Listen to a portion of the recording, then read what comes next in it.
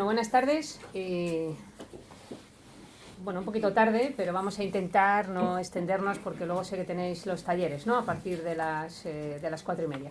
Bueno, gracias a todos porque ya sé que esta hora pertenece a casi esta hora postpandrial. Ya sé que se concentra en otro lugar del cuerpo, pero vamos a intentar mantener activa. Bien. Bueno, aquí yo tengo la suerte de moderar esta mesa hoy, esta tarde, sobre las mujeres en la universidad, ¿no? Esta mañana hemos hablado de otras cosas ciertamente relevantes para los sanitarios, pero en este caso vamos a extenderlo mucho más, ¿no? Vamos a abrir todavía más la perspectiva y en este caso no nos centramos solo en los sanitarios, sino en las mujeres que fueron relevantes en esta universidad. Y para ello cuento con, ya veréis la importancia de las dos ponentes que nos acompañan. Por un lado, a Violeta Izquierdo, que es profesora titular de periodismo, que ella es doctora en Historia del Arte y está además acreditada ya a catedrática, o sea que muy bien, ya le queda poco para conseguir también esto, ¿no? Esta fase. Bien, y está aquí porque ella, sobre todo, es comisaria de la exposición que supongo que ya la mayoría de vosotros habrá visto yendo a la biblioteca, ¿no? Supongo que sí.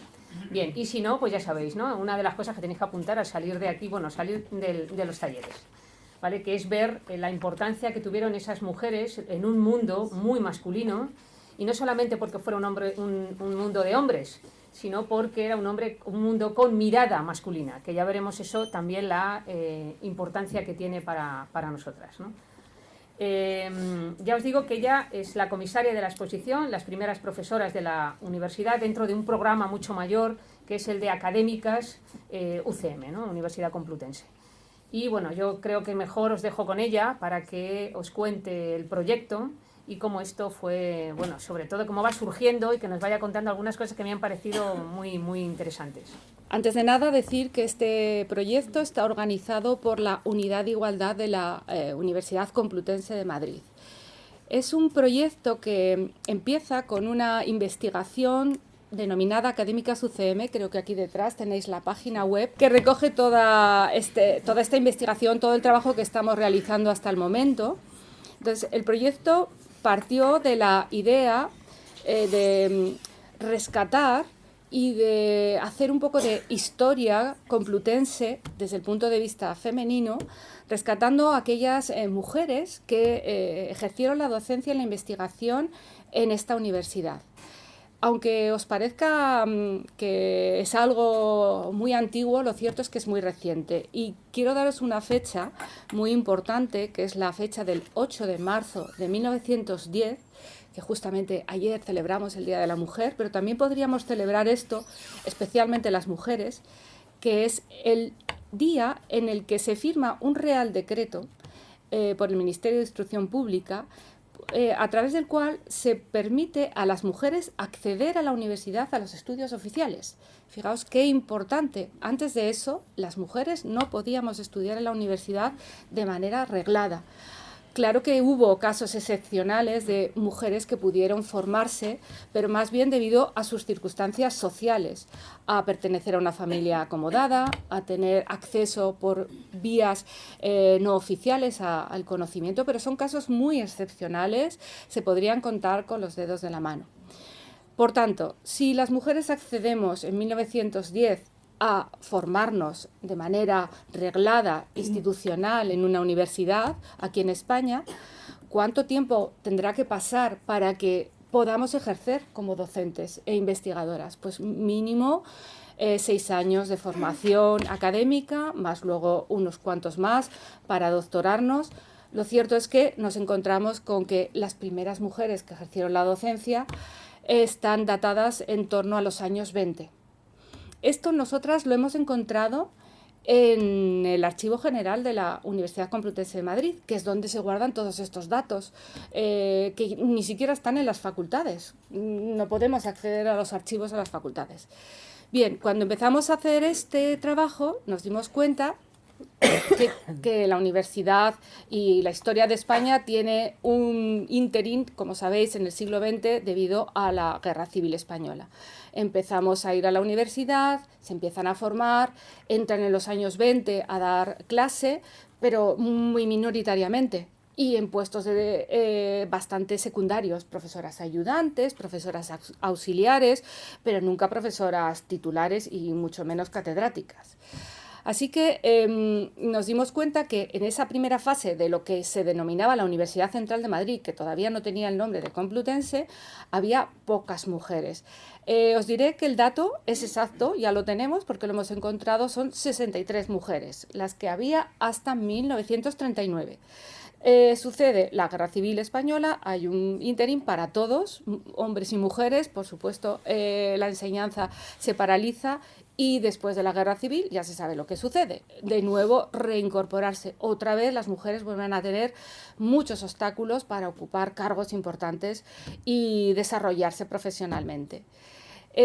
Cuando nos dimos cuenta de este número, y cómo la historia de la Universidad Complutense se iba desarrollando con el crecimiento de facultades, nuevas divisiones, porque al principio eran 5 grandes ramas del conocimiento que englobaban a todas las especialidades. Después vimos pues, que van naciendo otras especialidades, otras facultades, y pensamos, hay que seguir con el proyecto, hay que avanzar, hay que incorporar también a otras formaciones que han sido posteriores y que también tienen sus pioneras, aunque sean más recientes, aunque sean más jóvenes. Y ese es el origen del planteamiento de la exposición.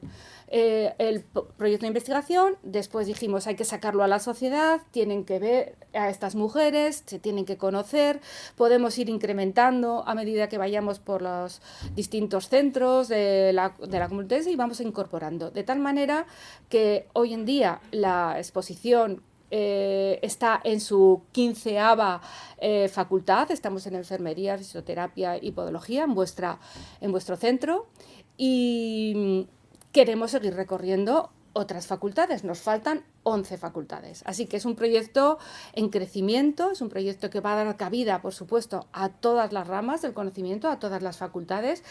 Decir que en general el acogimiento de esta exposición es fantástico, que la consideran necesaria y que por supuesto ponemos en valor a todas estas mujeres antiguas, históricas, actuales, para que se conozca y para que las futuras generaciones vean el esfuerzo que ha supuesto llegar hasta aquí y lo que han tenido que luchar profesoras como Concha, que está aquí con nosotros hoy y que va a pues, explicaros en su caso particular.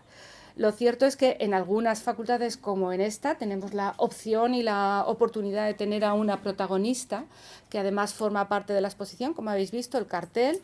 Ahora está disponible para que la visitéis en la biblioteca, no dejéis de verla. También podéis consultar esta página web donde además del itinerario tenéis todos los carteles, todas las biografías de estas protagonistas, los vídeos que hemos hecho, la transferencia social que estamos haciendo, puesto que se están publicando artículos, se están escribiendo libros. Uno de ellos presentamos el año pasado en Filuni, en México.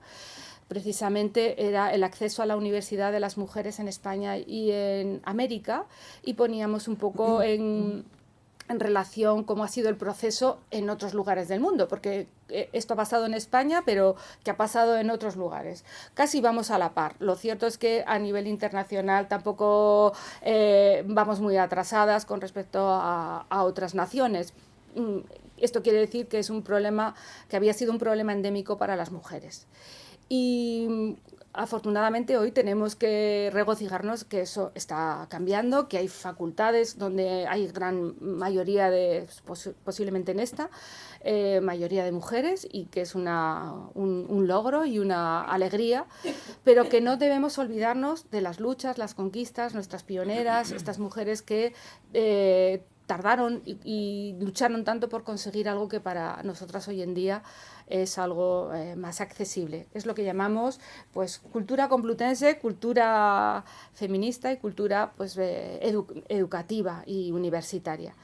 Y como os digo, como no me puedo extender más, creo que he resumido a grandes líneas lo que es el proyecto. Aquí está para que lo consultéis y, por supuesto, no dejéis de visitar la exposición en la biblioteca. Muchas gracias por vuestra atención. Bueno, de todas maneras, luego intentamos, si ha lugar, el crear un cierto debate, porque a mí me quedan algunas preguntas, ¿no? Pero sí que quería comentar que esta exposición no es una exposición estática, es una exposición que además va creciendo, porque llegáis a las facultades nuevas y la enriquecéis con nuevas profesoras. O sea, quiero decir que también es para las propias facultades una oportunidad de reconocer a personas que a lo mejor ni siquiera eran conscientes de que formaron parte o que fueron pioneras en algunas disciplinas, ¿no? Entonces yo creo que eso es importante. Que es, por cierto, aunque penséis que todo está ganado, yo solo digo que no ha habido ninguna rectora en la Complutense todavía. No digo más. Lo dejo ahí. ¿Vale? Ahora es el momento. Hay 4 candidatas, ¿vale? Entonces yo lo dejo ahí, ¿no? Entonces, porque luego eso habría que hablar mucho, ¿no? Hasta luego esos puestos de poder que siguen siendo mayoritariamente masculinos, ¿no? Entonces, sí, bueno, actualmente solo hay un 25% de mujeres catedráticas en la universidad. Así que algo todavía está fallando, ¿no? Exacto, algo pasa. Está.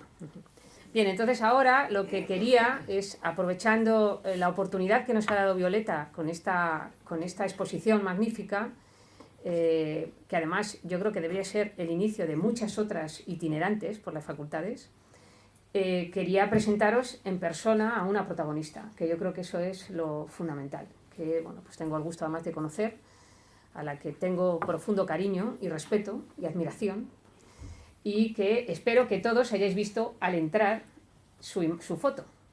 No sé si os habéis fijado, ¿vale? Pero vosotros que sois la generación de la imagen, pues que sepáis, ahora, como no lo habéis hecho a la entrada muchos, ahora a la salida lo hacéis, ¿vale? Porque es la que preside, en este caso, ese cartel de una de las profesoras pioneras en esta facultad, entonces escuela, que era mucho más difícil de conseguir. De hecho, el atril que os ha puesto Oliver no solamente tiene la imagen de Concha, sino que si os dais la vuelta, tiene la imagen de otra profesora a la que nosotros tenemos mucho cariño todos. Falleció hace poco, Sor Francisca. Bueno, yo siempre la digo Sor Francisca, entre otras cosas porque ella era monja, ¿vale? Y esto me viene muy bien porque justamente os diría que es el comienzo de la enfermería. La enfermería tiene una tradición relacionada con la religión, con las religiosas en concreto, en este caso con las hijas de la caridad, que era lo que ella era, una mujer que luchó mucho por defender además la historia de la enfermería en esta facultad, hasta el final, vino hasta el final. Y en contrapunto tenemos a Concha Germán, con quien ella trabajó además con Sor Francisca, y Concha nos marca esa enfermería laica que tuvo que luchar después de pues ese posfranquismo para imponer otra disciplina y sobre todo otra profesionalización de la enfermería. Bueno, ¿qué deciros de Concha? Concha estuvo de profesora aquí bastantes años y además se hizo titular aquí, creo recordar, y bueno, pues luego pues se marchó a Zaragoza, a su tierra, y allí se ha jubilado como profesora titular de enfermería. Sí, efectivamente. Y bueno, pues ¿qué ha hecho para la enfermería? Bueno, pues tenéis todas sus publicaciones en red y veréis que ella ha trabajado mucho por la enfermería siempre desde la perspectiva de género. Ha visibilizado algo que a veces olvidamos en enfermería, que es los cuidados invisibles, que vais a hacer muchos y que ella ha logrado a través de proyectos sacar a la luz, cuantificar y ver el tiempo que invierte enfermería. Lo que hablamos esta mañana de la humanización, esos cuidados que no se ven, ella los ha puesto no solamente a la vista, sino que los ha dado un valor, los ha revalorizado. Y ahora se dedica, no sé si habéis estado algunos en su taller, fundamentalmente a lo que tiene que ver con la ecología y todo lo que tiene que ver con los cuidados, que en definitiva es lo mismo, ¿no? Es que cuidar las personas, cuidar el mundo, cuidar en definitiva, ¿no? En definitiva, cuidar. Y bueno, ya no me enrollo más y os dejo con Concha Germán. Bueno, muchas gracias. Bueno, a mucha gente y a muchas personas que estáis aquí. Empiezo por la profesora Violeta, que me parece un trabajo excepcional y un reconocimiento fantástico cuando lo empecé a contar me dijo un amigo, oye, pero si estás con la Emilio Pardo Bazán. Y yo dije, fíjate, que esto yo ni vamos, jamás en la vida lo hubiera pensado, ¿no? Bueno, creo que es muy bonito. Te mandaré un libro de las primeras profesoras también en la Universidad de Zaragoza, que lo publicamos hace poco, no sé si lo conoces. Muchas gracias, ¿no?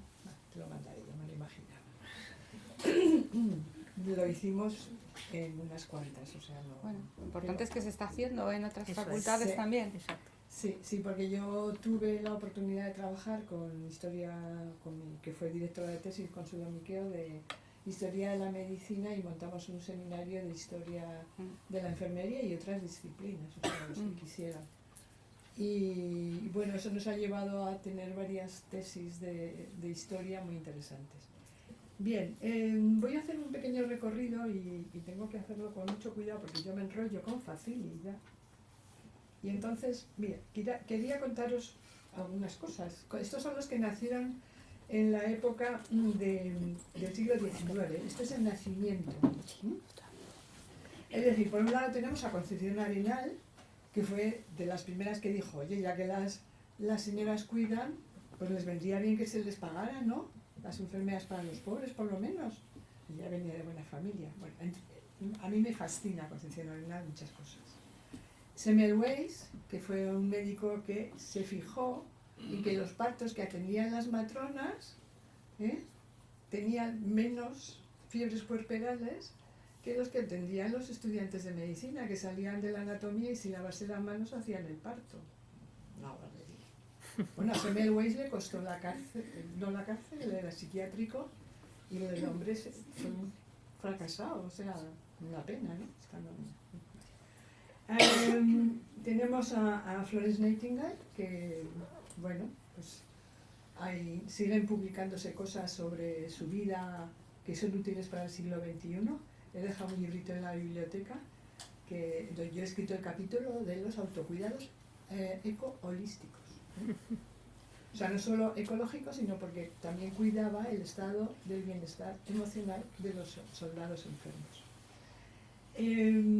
Tenemos después a Soledad Torres, que no es de la caridad, sino de las Siervas de María, que es la que propició el título de enfermera, y en 1915 fue cuando nos conocimos en el Congreso de Santander. No en 1915.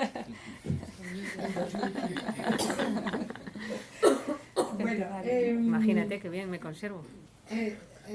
es muy importante, y aquí hay mucha gente joven, y esto yo lo hago siempre en todo lo que escribo, intento, sobre todo, tener un poco de idea de lo que es la historia y en qué contexto se hacen las cosas, porque si no volveremos a cometer lo que dice el refrán, los mismos errores, ¿no? Bien.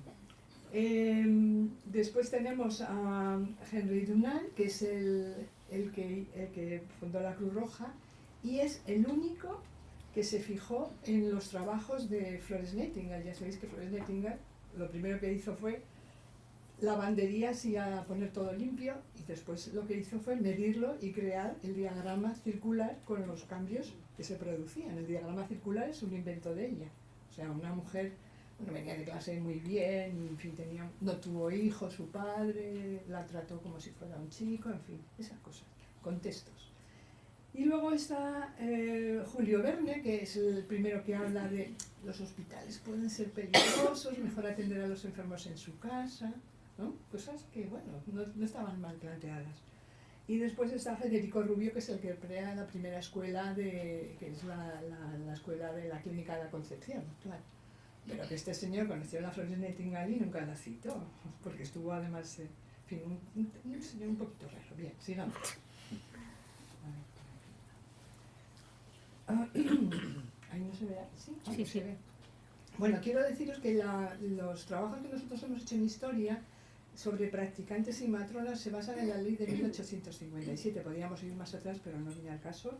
Y aquí tenemos, por ejemplo, una profesora que, como ha dicho muy bien Maribel, fue profesora porque tenía un padre que le favoreció, ¿no? Y fue profesora de matronas.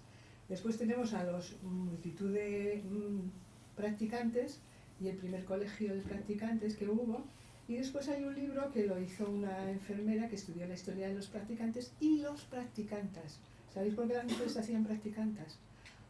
Porque los practicantes querían atender partes sin hacer los estudios de matrona y les quitaban las plazas. Eran muy importantes para el medio rural y para la periferia urbana. Para la gente más pobre era atendida por estas profesiones. Bueno, esto da mucho juego, pero pasamos.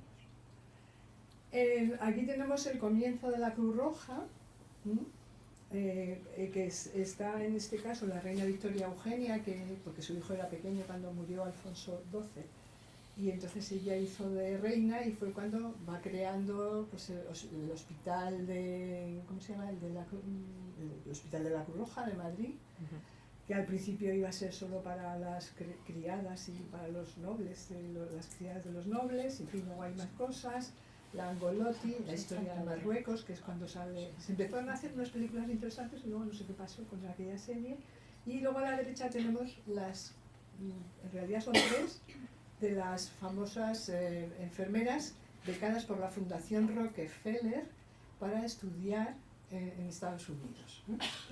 Entre ellas está Aurora Mas, que es el grupo de investigación que nosotros montamos, Mercedes Milá, que es una nieta o bisnieta de la Milá, Mercedes Milá actual, y Montserrat Ripoll, y estaba también Manolita Ricard, de las que conocemos más. Bueno, conocemos más. En el libro de las laicas tenéis más historias. Es muy importante. Estaba don Santiago Ramón y Cajal, que fue el que creó lo que es ahora el CSIC, y que consideraba muy importante la formación, no solamente de todos los profesionales, sino de todos los universitarios en educación, en lenguas, en deporte, actividad, en fin, era un personaje muy interesante. Sigamos. Claro, eso se acaba con la guerra civil. De la guerra civil no hablo, pero el franquismo, entre 1939, que acaba la guerra, y 1975, se caracteriza en la primera época por una España aislada, no quieren saber nada de España, en ese régimen dictatorial. Sí que Franco hace lo de la ley de bases, que la copia de lo que ya estaba en la República, y crea un hospital en cada provincia, como mínimo un hospital. El plan ATS en 1953, que el que me contó lo que pasó es Carlos Álvarez Nebreda, que es uno de los documentalistas enfermeros más importantes que trabaja mucho con el colegio. Y es que los practicantes estaban siempre poniéndole pegas a los ATS, y porque ponían inyecciones, y lo de las inyecciones era de los practicantes, porque ellos eran no sé qué, no sé cuántos, y las enfermeras tenían que ser, pues eso, como pensaban los médicos, sus sirvientas y nada de pensar mucho. Y entonces ponían muchas, ¿cómo se llama? Recursos, ¿no? Para decir que les estaban haciendo, como se dice eso. Sí, intromisión. Sí, bueno, el asunto es que todos los perdían, porque claro, los hospitales iban creciendo y necesitaban muchas enfermeras. Que la República ya había creado enfermeras con carrera, no eran tampoco, no eran cortas, ¿no? Eran importantes, de 2 años. Algunas de Cruz Roja, que eran diferentes a las damas, y otras que se habían preparado y pasaron exámenes. Entonces, uno de los practicantes, con mucho sentido común, dijo: ya sabes lo que dice el refrán, si no puedes contra tu enemigo, que eran las enfermeras, pues únete a ellas. Y entonces crearon el Consejo General de Auxiliares Sanitarios, que tenía la sección practicantes y la sección enfermeras. Y luego Franco creó la carrera, el Consejo de Auxiliares Técnicos Sanitarios, y la carrera pasó a llamarse de enfermera ni practicante ni matrona, ATS. Claro, esto daba problemas a nivel internacional. Si te querías ir a trabajar a Suiza, que te pagaban mejor, en mi época tenías que mandar un certificado que tenían que hacer en tu facultad, sí, bueno, estudiábamos todos en la Facultad de Medicina entonces, o escuelas adjuntas, y tenías que decir que sí, que lo que allí se llama enfermera, aquí se llama ATS, y es lo mismo, vale, te daban trabajo. Así, cosas de esas. Bien, entonces aquí tenéis algunos ejemplos de las fotografías, ¿no? La última de arriba, que es más, por lo menos se ve mejor, sí, sin duda, esa es de mi época. Es más joven, ya soy de los años 70, principios de los 70. Bien, aquí estamos en el tardofranquismo y aquí es donde entramos ya todo lo que es el inicio de los cambios de ATS, ¿no? Os lo voy a contar muy resumido, pero me encantaría contaros más cosas. Estas son fotos de mi promoción en Zaragoza, porque yo estudié en Zaragoza.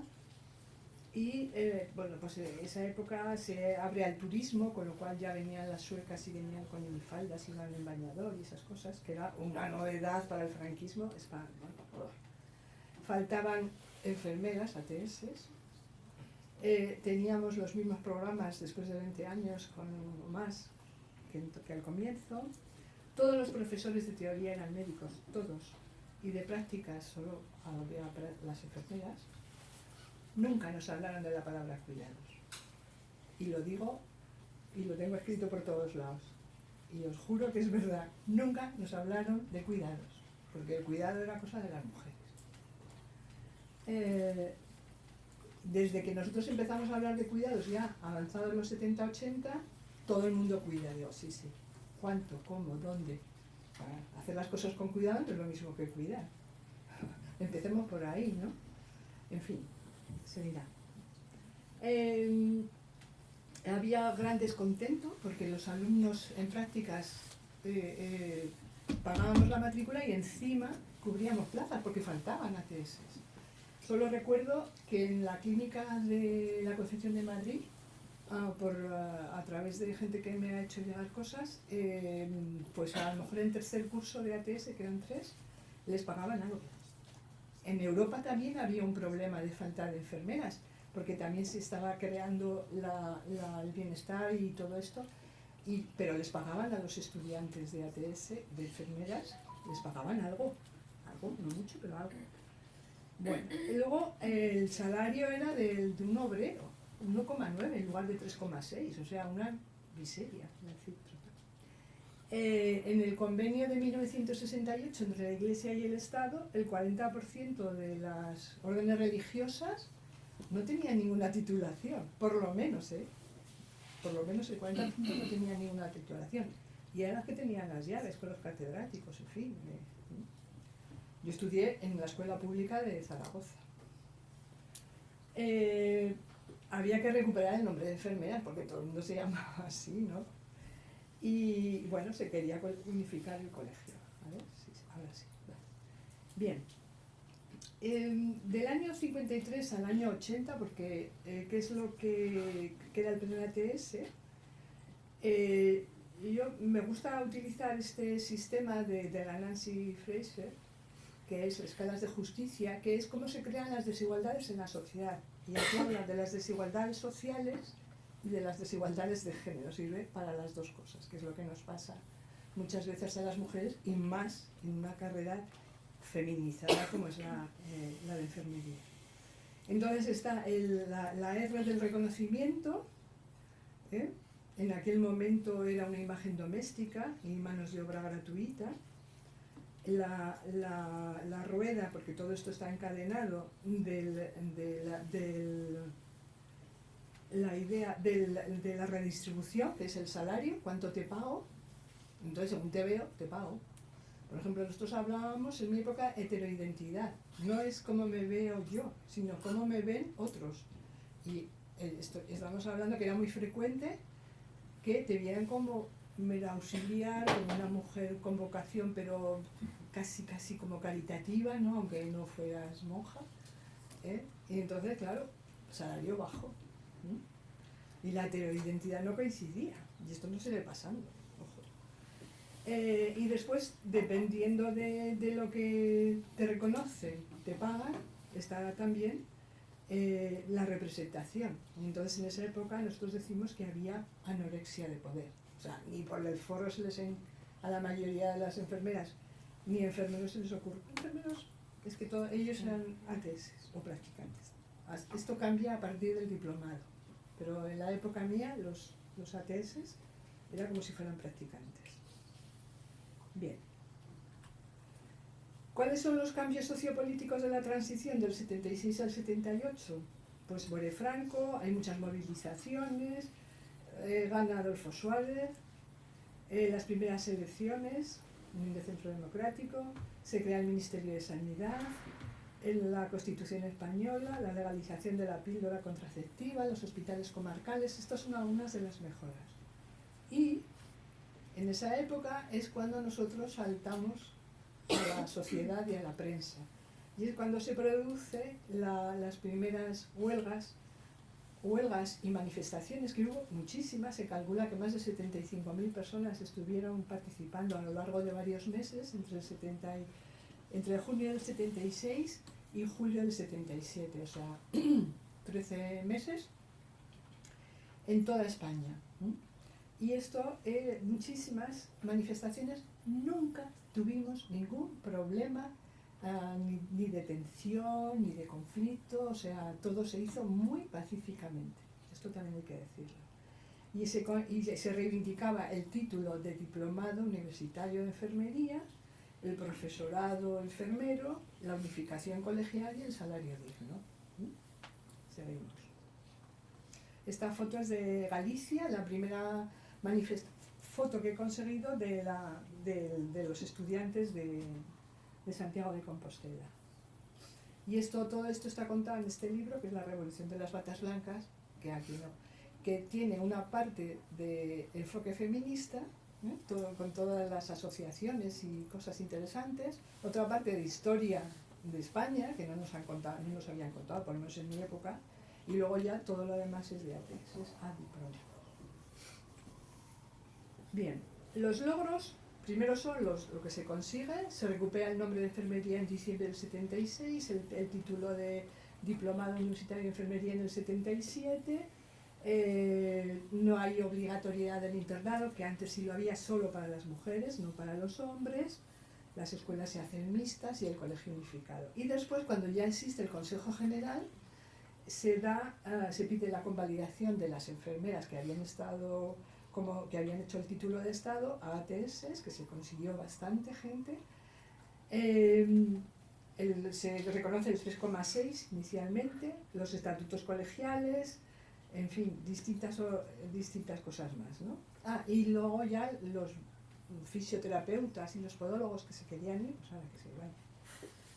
Y comenzaba a surgir el debate sobre los técnicos de laboratorio y radiología. Sí, las matronas también se querían ir, pero después pensaban que no valía la pena. Y efectivamente tiene sus cosas, pero no se han ido, porque tiene la ventaja de ser enfermera y matrona. Bueno. Bien, esto es de mi época aquí en la Complutense. Fotografías ahora no tengo, no sé, tendría que buscar en los archivos de discos duros externos y no me da tiempo. Entonces, este es el primer libro que hicimos de programas y objetivos docentes de la Universidad de Madrid. Es un libro absolutamente pionero. En este libro, creo que se ve un poco ahí, yo era profesora de Fundamentos de Enfermería y estaba Sor Francisca, en aquel momento solo daba prácticas, y estaba también otra profesora que era Catalina Martínez García Caro, que hace tiempo que no sé nada de ella. Bueno, aquí viene en este libro, que está en la biblioteca de aquí, la cantidad de horas que tenía Fundamentos, cómo se repartían, no sé si pasa ahora, cómo se evaluaba la bibliografía, etcétera, etcétera, ¿no? Bueno, sigamos. También fui del grupo, como era de la Coordinadora Nacional, de la Coordinadora de Madrid. La Coordinadora Nacional se reunía siempre en el colegio, con el colegio de practicantes, que estaba en, ¿cómo se llama? Cerca, en Tirso de Molina, ¿cómo se llama? Bueno, ahí. Sí. Y entonces hicimos candidatura para el colegio, ¿no? Tuvimos que hacer las elecciones en la Jefatura Provincial de Sanidad. Después nos pusieron, en fin, hubo muchas cuestiones ahí muy interesantes, y aquí está la candidatura de 1977, con las pegatinas que llevábamos y todas esas cosas. Aquí, esto lo quería poner porque aquí hay un libro que es de Clemente Martín Barroso, que es un sociólogo que hizo un estudio de la enfermería que es buenísimo. A mí me sirvió muchísimo, a todos. Y esto lo publicamos cuando yo ya estaba de presidenta del Colegio de Madrid. Fui la primera presidenta del Colegio de Madrid de la unificación. aquí estamos, las personas. Y ahí tenemos también un libro, bueno, no, es un documento que publicamos sobre, ahora ni lo veo, del año 70 y tantos. Es decir, que mi generación, que cuando empezamos a dar clases, en realidad tuvimos una época de autodidactas, que cogíamos la McGraw-Hill Interamericana y las publicaciones que se hacían en Colombia y hacíamos nuestra propia aprendizaje, teníamos muchos talleres, muchas reuniones y íbamos creando la disciplina enfermera, estudiábamos las teóricas, estudiábamos la importancia de la antropología en la enfermería. A mí me costó 3 décadas o así conseguir que entraran 3 créditos en mi facultad de Zaragoza. Y me parece muy importante la antropología, tampoco hace falta hacer grandes cosas, ¿no? Entonces salíamos en la prensa, es decir, fuimos de mucha actualidad en ese momento, ¿no? Bien, seguimos. Bueno, esto lo único que puedo hacer es que os lo puedo mandar, si queréis lo subís para que lo vean más despacio. Perfecto.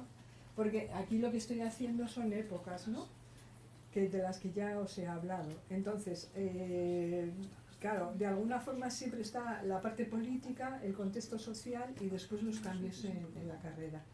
Y estos son del siglo XX, que es cuando se desarrolla todo el proceso de los grandes cambios profesionales a partir del conflicto de las batas blancas. El conflicto de las batas blancas no lo pusieron los periodistas, cosa que no le supo muy bien a alguna gente, pero como ya lo teníamos puesto de hace tiempo, no se lo han podido apropiar. Supongo que pensaréis en quién es. Bien, a partir de 1980 se desarrolla la Ley de Reforma Universitaria, que es la que nos permite ya entrar no solo como profesoras encargadas de curso y no sé qué, sino ya poder asistir a profesora titular. Y aquí tenemos lo que es el siglo XXI, cuando se hace todas las transferencias a las comunidades autónomas, las grandes privatizaciones de las eléctricas, los planes del trasvaso del Ebro, cosas que a mí me afectan mucho y creo que nos deberían afectar a todos.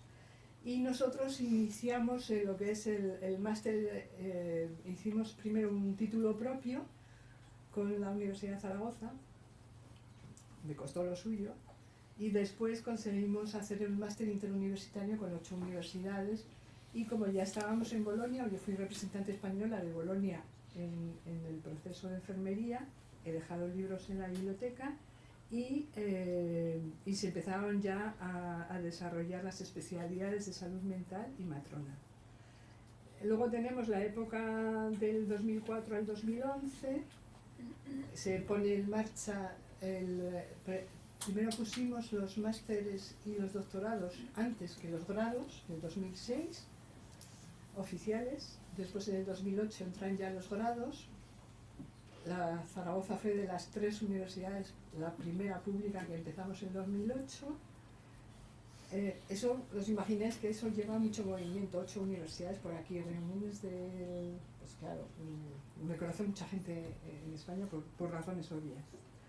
Y luego ya llegamos del 2011 al 2020 y vienen todos los recortes de plantilla, que ahí tenéis las ratios, que seguimos siendo miserablemente bajos, estamos muy bajos a nivel europeo. Luego siempre me dicen, no, es que en otros países juntan lo que es la enfermera y la auxiliar. Digo, no. Una cosa es, que esa es otra cosa, que como son mujeres también ha pasado en Europa, que hay centros, eso ha pasado en Finlandia, pasó en Inglaterra y en otros sitios, que tenían la enfermera de 4 años y la enfermera de 3 años, pero no eran auxiliares, entonces las juntan. Eso les creaba muchísimos problemas a ellos, porque, claro, de 3 a 4 años a veces tenían distinto salario y a veces las responsabilidades eran las mismas. O sea, cuando las cosas eran de mujeres se apañaban de otra manera, o sea, se resolvían. Ya vale, ¿no? Ya vale, eso era una cosa muy, muy curiosa. Bien, después se cambió el máster, ya digo, a partir de...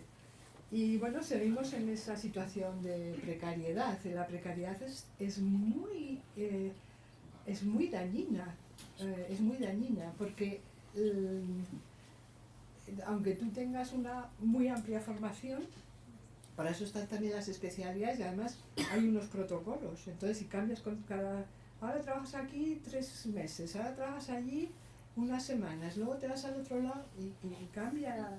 Eso es una barbaridad. Y así llevamos años de precariedad, con lo cual después tampoco puedes establecer un currículum razonable, ¿no?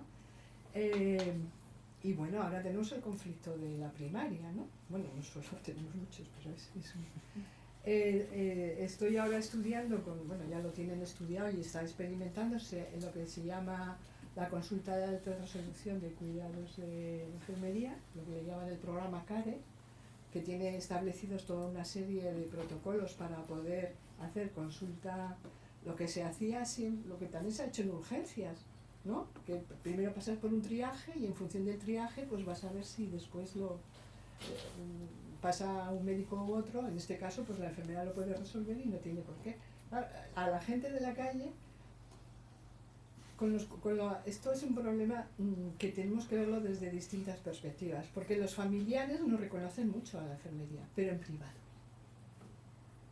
Sí, después no lo hacen en público. Entonces tenemos que hacer programas para que la gente entienda que si nosotros estamos vigilando clínicamente y damos seguridad de que la clínica está evolucionando bien las 24 horas del día en un hospital o en los servicios de urgencia hacemos triaje, ¿cómo no vamos a saber resolver otros problemas en atención primaria?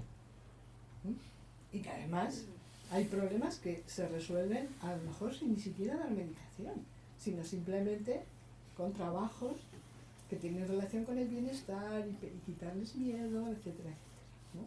Y también enseñarles a que ellos aprendan por qué les pasa, qué creen que les pasa, etcétera, etcétera, autocuidado, ¿no? Es decir que, vamos a ver lo que pasa. En resumen, y ya con esto acabamos, aquí volvemos a trabajar las 3 R's de la Nancy Fraser y diríamos que hemos mejorado, te reconozco, te valoro, según eso te pago. No está tan claro porque hay mucha variedad y más bien a la baja. Y es verdad que hemos conseguido bastantes directoras de hospital, de servicios a nivel de área sanitaria. Un caso, por ejemplo, es Carmen Ferrer, que todos conocéis. Carmen Ferrer fue directora de un hospital y demostró que podía funcionar mucho mejor y además ahorraba dinero. Pero, ¿cuál era el problema? Luego me lo cuentan. A ver, ¿a qué se debió que no durara mucho? Y eso que era con un gobierno del PP, y cuando venía gente de Europa los llevaban allí y les costaba. Les contaba cómo había organizado el hospital, con huertos, con jardines, con ejercicios, con trabajo con la familia, con la dieta, con todo el mundo. Pero había una parte del personal que no tenía protagonismo. ¿Quién sería? Me lo decís. Bien, entonces la pregunta es, ¿quiénes son las personas que deciden lo que vales, lo que te tienen que pagar y lo que te tienen y si te van a dar algún puesto de responsabilidad o te van a poner todas las pegas del mundo? Pues normalmente son las élites de la sociedad, es decir, así se crean las clases sociales y también se crean la secundarización de las enfermeras, ¿no? Hace poco, cuando presentamos el libro de las laicas en el hospital militar, estaba contando esto y el director del hospital militar me dice: "Oh, tiene usted mucha razón, ¿no? Porque a mí me está pasando con mi hija. Mi hija, que vale mucho, que tiene un currículum estupendo y le cuesta muchísimo. ¿Por qué? Porque los que están ahí son unos patriarcales". Y dice: exactamente. Bueno, mira, me alegra mucho que me lo reconozca usted, que seguramente a lo mejor también sí. No lo sé, pero ahí se le destapó, ¿no? De repente vio la luz. Bien, pues ahora mismo el Consejo General de Enfermería pide pasar del grado A1, de la A2 a la A1. O sea, todos los graduados de 4 años tienen A1. ¿Y las enfermeras y enfermeros no? ¿Por qué? ¿A qué se debe? Pues esto lo tenemos que apoyar. Yo digo la reivindicación, no digo nada más. En fin, así que con todo esto tengo que decir que el futuro está, jóvenes, en vuestras manos, sobre todo, y tanto profesional, formativo como investigador. Es decir, las cosas hay que hacerlas bien, peleando sin prisa pero sin pausa, y adelante siempre, coherentemente con nuestra manera de pensar. Muchas gracias, y muchas gracias a la facultad. Es que he empezado a decirlas por Violeta, y después me he dado cuenta de que no había dado las gracias a Maribel, a Moncho, a Taira, a personas que me olvido, a Oliver, que sé que ha hecho buen trabajo, y su equipo, en fin, y a más personas que ahora mismo a lo mejor me olvido, y lo digo de corazón. Para mí es un placer estar aquí, estoy disfrutando muchísimo, y os aseguro que el reconocimiento, bueno, es una maravilla, ¿no? Porque normalmente no estamos muy acostumbrados a reconocer. Y es muy importante reconocer cuando las personas hacen las cosas bien. No todo, pero algo, pues sí, bien. Muchas gracias.